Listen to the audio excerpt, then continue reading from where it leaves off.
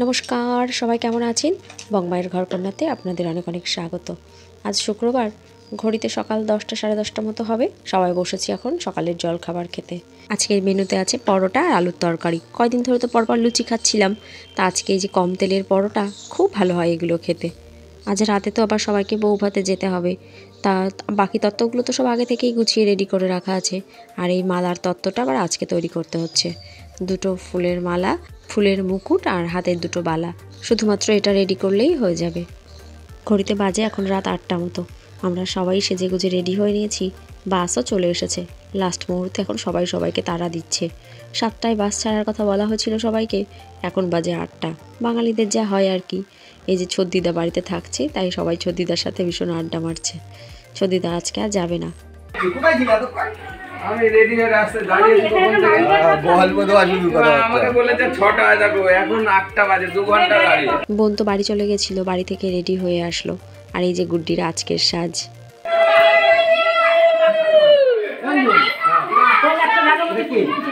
এই যে হাতে নেই, এটা আমি 3-4টে করে নেই।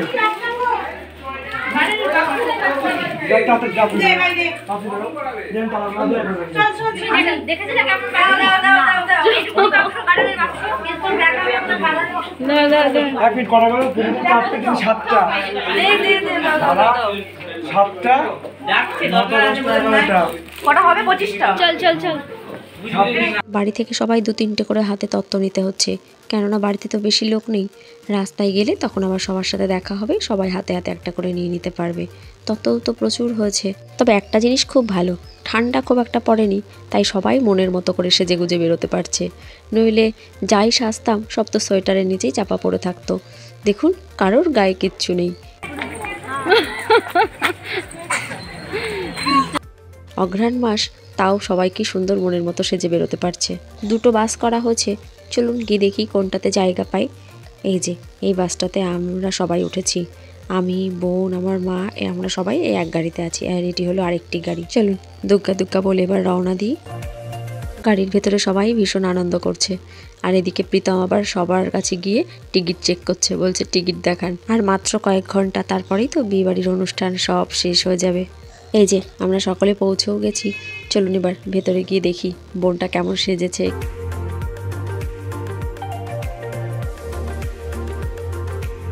মেন রাস্তা থেকে নেমে একটু ভেতরে ওদের বাড়িটা, তাই এই যে পুরো রাস্তাটা সুন্দর করে সাজিয়েছে, খুব সুন্দর সাজিয়েছে। এই যে এটি হলো গেট। চলুন ভেতরে যাই। ওদের বাড়িতে জায়গা তো প্রচুর, বাড়ির ভেতরে বিরাট বড় একটা উঠোন আছে। ওই যে পমকে দেখা যাচ্ছে। ঢুকতে ঢুকতে সবার চোখ দুটো যেন পমকেই খুঁজছে, যে মেয়েটাকে কখন দেখবো, কেমন লাগছে, কেমন সাজিয়েছে। খুব সুন্দর সাজিয়েছে। যেমন শাড়ির কালারটা সুন্দর, তেমন ওকে দেখতেও সুন্দর লাগছে। আসলে চারপাশটাই খুব সুন্দর ডেকোরেশন করেছে। ঘরে তত্ত্বগুলো রাখতে এসেছি, কুকুরটা এমনভাবে ডাকলো, তাই আমার এক মাসি এসেছে আবার ওর সাথে দেখা করতে।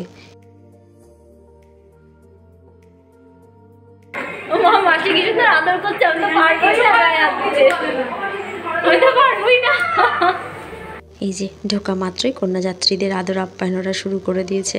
এবার পমের পাশে দাঁড়িয়ে একটু ছবি টবি তুলছি। এই পাশেরটা আমার বোন আর ওর বর। লোকজন নিমন্ত্রিতও আছে এদের বাড়িতে দেখছি প্রচুর। আর সবটাই বেশ ঘেরা জায়গার মধ্যে, এটা বেশ ভালো, ঠান্ডা লাগার কোনো ব্যাপার নেই। এদের বাড়িতেও অনেক রকম স্টল আছে, পানের স্টল, আইসক্রিমের স্টল, পকোড়ার স্টল।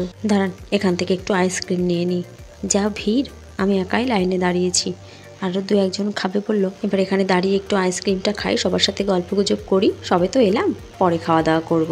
এখানে আসার পর থেকে আমি গুড্ডিকে খুঁজে পাচ্ছি না, জানেন ও যে কার সাথে ঘুরে ঘুরে বেড়াচ্ছে। যদিও বা এক ঝলক চোখে পড়ছে, দেখছি হাতে আইসক্রিম। কটা আইসক্রিম খেয়ে ফেললো কে জানে।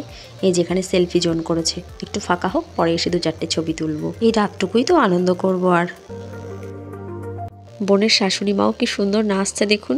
উনিও নাকি ভীষণ নাচানাচি করতে, আনন্দ করতে ভালোবাসে। এরকম মানুষই তো দরকার আসলে, যে জীবনে চরম আনন্দ করে বেঁচে থাকতে পারে।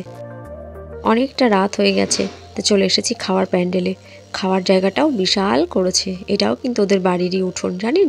ওদের বাড়িটা তো আসলে অনেকটা জায়গা নিয়ে। তবে আশীর্বাদের সময় যখন এসেছিলাম, তখন এই দিকটা ছিল বাগান। এই অনুষ্ঠানের জন্য নাকি সেগুলো কেটে সব পরিষ্কার করেছে। এই যে কালো কোট পরে যাকে দেখছেন, উনি হলেন বোনের পিসা শ্বশুর। খুব ভালো মানুষ। বোনের শাশুড়ি মা বলতে এসেছেন আমরা যেন সবাই ঠিকঠাক করে খাওয়া দাওয়া করি। এখানে অবস্থাটা দেখুন, এদের বাড়ির সবাই নাচছে দেখে তার মধ্যে আবার গুড্ডিও ঢুকে পড়েছে, মাসির ছোট মেয়েটিও আছে। কতবার ডাকছি তা শুনলে তো।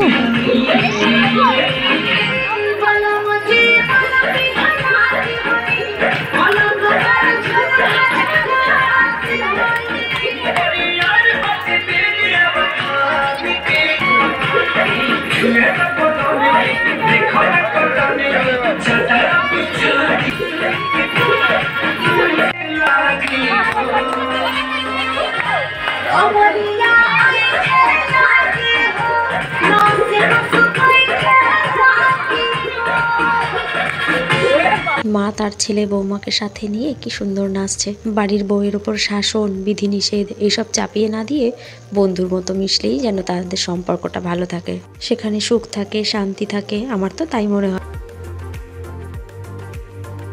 ওই দেখুন, নিজেরা যে শুধু আনন্দ ফুর্তি করছে তাও না, ঠিক মনে করে আবার কুকুরটাকেও ডেকে নিয়ে এসেছে। কুকুরটার নাম নাকি তুরুপ। কুকুরটাকে আবার একটা জামাও পরিয়েছে দেখছি। আসলে বিয়ে বাড়িতে সবাই সাজবে, কুকুরটাই বা বাদ যাবে কেন? ওই দেখুন, আবার ফ্যামিলির সবাই মিলে কুকুরটাকে নিয়ে ছবিও তুলছে। কত ভালোবাসে ওকে সবাই। ওই দেখুন, একটুখানি ঘোরাঘুরি করিয়ে আবার যেই ঘরে রাখতে নিয়ে যাচ্ছে, আর যাবে না কিছুতেই। আসলে ওরাও তো আনন্দ বোঝে, এই আনন্দ ফেলে কিছুতেই ঘরে যাবে না ও। সবাইকে দেখে আমারও ভীষণ ইচ্ছে হয় যে আমিও একটা কুকুর পুষবো, আমার বাড়িতে থাকবে, আদর করব, কিন্তু এত ভয় পাই, তাই আর ওসব আনি না।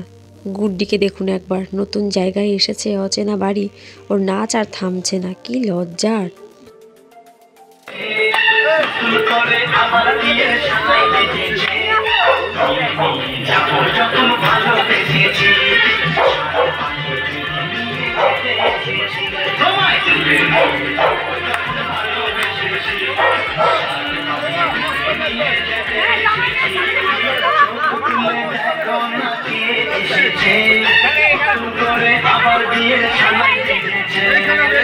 ছুটি আনন্দ করছে দুটিতে।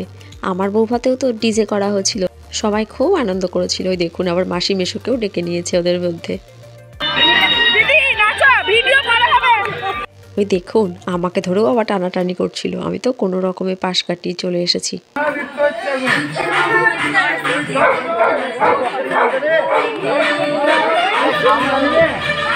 ঘড়িতে বোধহয় এখন রাত 1:30-2 বাজে।